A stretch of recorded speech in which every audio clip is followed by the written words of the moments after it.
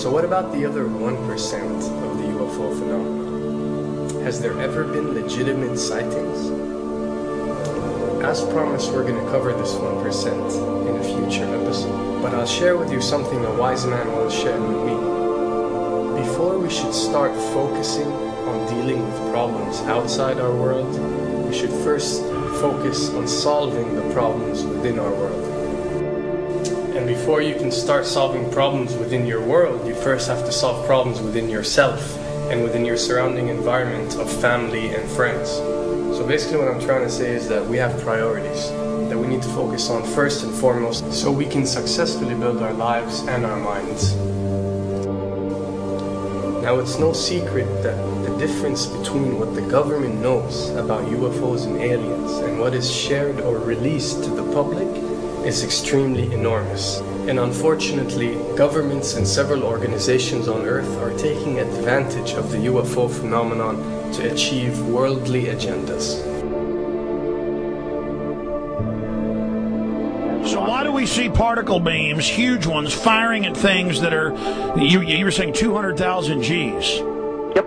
I mean, go over that. Well, because I think it's part of a test for if there are bad guys out there. Or maybe they're doing preparations for factions. We may be looking at more than one faction. Remember, these groups tend to fragment. They fractally fragment so that you have wars within wars within wars. You know, but why would NASA release that footage? Well, remember, you've got all the good guys in NASA, and then you've got a few who are not good guys. The good guys don't know that there's something to keep secret. They remember, the lie's different at every level. They believe the lies they've been told. So when you set up a structure, an institution, which is supposed to be open and above board and is supposed to present live TV of the shuttle missions, they present live TV. Now, the controllers can't say, oh, well, you can broadcast this, but you can't broadcast that. Because the honest guys will then say, sure. Well, why can't we broadcast that? So people always say if this was happening, it would come out, and it is coming out. Well, I mean, I agree with you. When you've got the Catholic Church saying we need to love the aliens, they're our brothers, when you've got every major denomination saying it, when you've got all the movies, and you've got, you know, in the 80s, huge programs at the Olympics with aliens landing, you know, fake aliens, and you've got huge things the size of 3 football fields floating over Dallas, and stuff all over the place. Something's going on, and then I read government documents about fake extraterrestrial landings. You know, any of this. Why? I mean, you believe it's fake. Remember Operation Northwoods? Yes. Okay. Or we can go to the, September 11th. Governments do huge, big things to sway populations at key nodal points in history. They love hoaxes. Yeah, well, it's manufactured history is what it is. We are building, I mean, all my UFO friends, I need to shake them because they're so, frankly, they're extremely naive, Alex.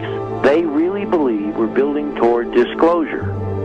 I believe we're building toward a mass, carefully manufactured, fake event where ETs, who are really humans, who are really part of this secret clique, who are probably Nazis, you know, who have developed or perfected their technology from World War II, which is why you've got to get, you know, Joseph on. They are going to basically fake out the world. And there's an incredible window on the Nazi black ops programs, the compartmentalized, incredible high technology efforts that were being funded by the Nazi war machine, particularly toward the end of the war, in a desperate effort to win the war, and they fastened their hopes on several key technologies, some of which appear to be the control of gravity itself, which again is a separate piece of data from my work, which came at this from a hyperdimensional physics perspective. I mean, we know there's a lot of suppressed technology. I mean, 20 years after the B-2 bomber was already in service, they declassify it. So we have a lot of cases of that. We know there's a whole shadow government. This is technology and physics, Alex, that would make anything you think you know like a candle flame compared to a hydrogen bomb. This is a physics that literally allows you to rearrange time.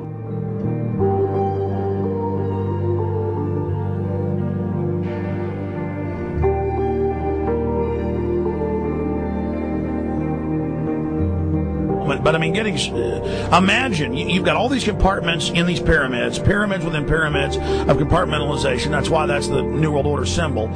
And we don't know what they've got because they are so secret. We know they lie so much. We just know it's advanced. Mainline scientists say they're 30 years advanced. So Richard C. Hoagland, what I'm saying to you is, I'm entertaining what you're saying. I respect you. I think you're a great guy.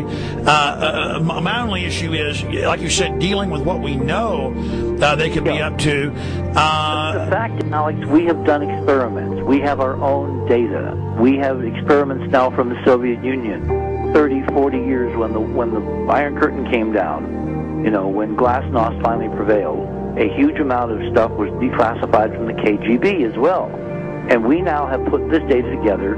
We not only know what the physics is, we know what it can do, we know what it's based on, we know how to make it work. We've seen in our own experiments ample evidence. We've seen experiments across the American landscape and even in Europe that vindicate various parts of this.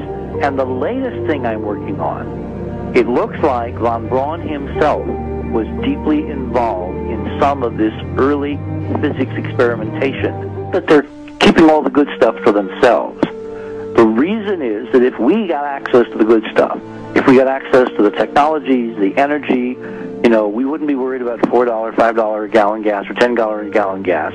We would live like people are supposed to live, all 6 billion of us who could live lightly on the earth, Alex, with this technology. And live longer. Absolutely, and better, and you could live to 200-300 and have the virility of your 20s and 30s. There's extraordinary medical breakthroughs, there's extraordinary physics breakthroughs, technology breakthroughs, energy. It's all been kept away. Think about it. We're already on a planet hurtling through space, all these wonders around you, and you've been taught it's bizarre to question, and that's because there's so many kooks in the alternative movement who do talk about ridiculous, Hollywood-style green men, instead of really looking at the shadow government and all these crazy secret societies that are admittedly running NASA and the shadow government. Now, ladies and gentlemen, during this talk that I'm going to give you, I'm going to explain to you the history of this phenomenon, who the secret government really is, and I will name them by name, beginning group, the study group. I will tell you who they are today. I'm going to tell you what this is all about.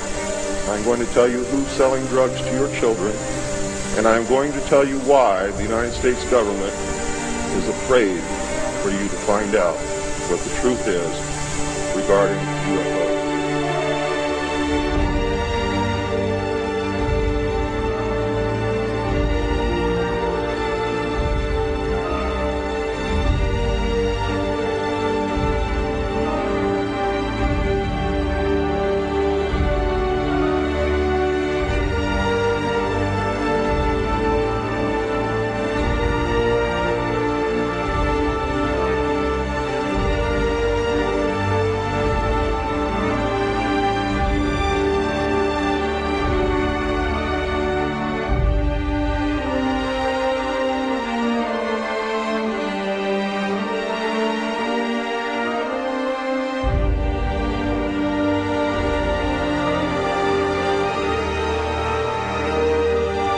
And it turns out that even though she remembered that she'd been part of the team to debrief the astronauts, she couldn't remember a thing that they said.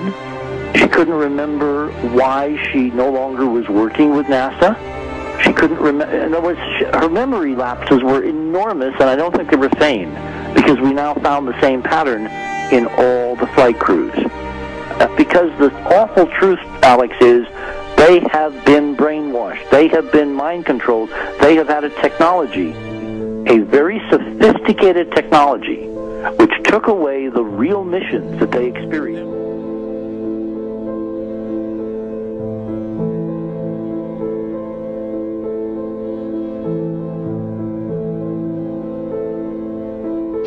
Sorry.